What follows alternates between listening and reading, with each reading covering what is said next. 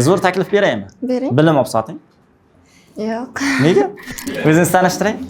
Men Abdusalomova E'zoza, 11-sinf o'quvchisiman. Bu aka-ukalar o'quv markaziga qanday kelib qolgansiz? Ustozni eshitib, yaxshi o'qishini shundan keyinman. Nega aynan aka-ukalar o'quv markazini tanladingiz? Mukammal ta'lim bo'lganligi uchun. Mukammal ta'lim borligi uchun. Yangiliklar bo'lib turadi siz. Qaysi yangiligimizni bildingiz? Shu yangi ochilgan tizim, edu tizimi ham, keyin 2+6 tizimi yaxshi yangilik bo'ldi hamma uchun. Ota-onalar ham ko'rib boryapti. Nazoratida ota-onalarda.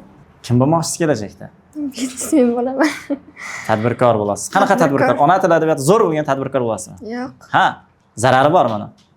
Bu ilm o'zim uchun To'g'ri. shaxsiy boshqa biznesim bo'ladi, tadbirkorliklar. Zo'r taklif beraymi? Bering. Bilim olib soting. Yo'q. Nega?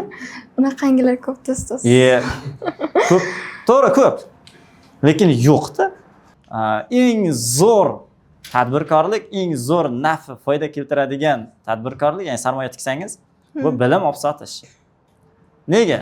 Birinchidan iqtisodingiz zo'r bo'ladi. Ikkinchidan o'zingizning bilimingiz ham, ma'naviyatingiz ham shunga yarasha o'sadi. Eng asosiysi savob ish qilasiz.